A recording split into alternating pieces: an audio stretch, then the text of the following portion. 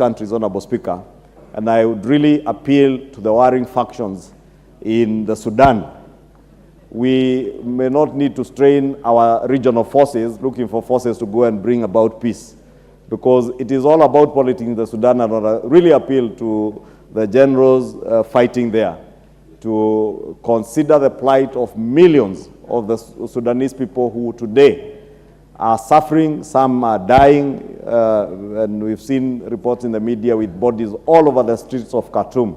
Honorable Speaker, with those many remarks, because I see time is over, may I support as I plead with our generals in our neighboring countries to maintain peace, so that we do not also have to strain our forces to send them to other countries besides the countries that they're already in.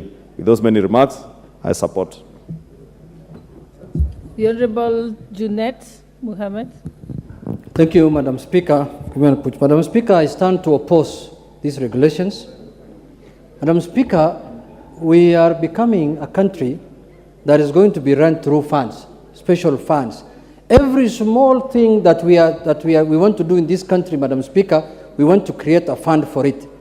Madam Speaker, it is very dangerous to govern a country through subsidiary legislations.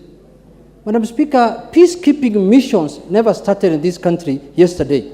It never started with Somalia. It never started with Sudan. It never started with any other place. It has been there since independence. Actually, this country is known for peacekeeping missions. They have done very well. Our soldiers have done very well. They have developed countries which were in turmoil and brought them back to peace. But Madam Speaker, when you see people doing funds like the way we are doing here now, there is always a fishy element in it. There are people who are targeting that money in a certain way. We have been here for some time. We know.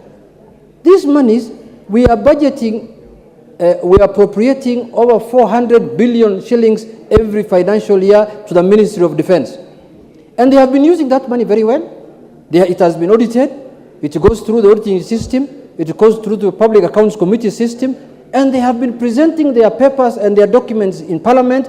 And they have been, all the time, they have been given a clean bill of health. Why create a special fund? Why do you create a fund if the people who are managing those funds have been doing very, very well for the last 5 years? When you create a fund like the NGDC, like GAF, you can understand, because those are special situations and circumstances that require direct intervention at the grassroots level. What are you intervening here? If you are given new equipment that you need to use, you can take them to the barracks. The military can handle those equipment. If you get funding, take it to the consolidated fund and we appropriate it directly to the Ministry of Defense. And then at the defense level, the accounting people there can use it on what is required for that money. Madam Speaker, I want to urge the House, let us desist this urge from the executive all the time to create special funds for special purposes.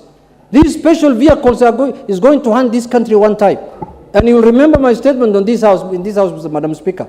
Because these are separate entities that are removed from the state departments so that they can be operated separately under supervision of certain people. Madam Speaker, it is my humble request that let us allow the Ministry of Defense to operate as the way they have been operating for the longest time that is known. We have never seen any peculiar audit query. We have never seen any serious misappropriation of funds. We have never seen any wrongdoings in their accounts, in their books. Why should we go this way, Madam Speaker? So I want to urge the House that let us not be a country that operates through special funds. Every small thing we want to do, we want to create a special. So with those few remarks, Madam Speaker, I oppose.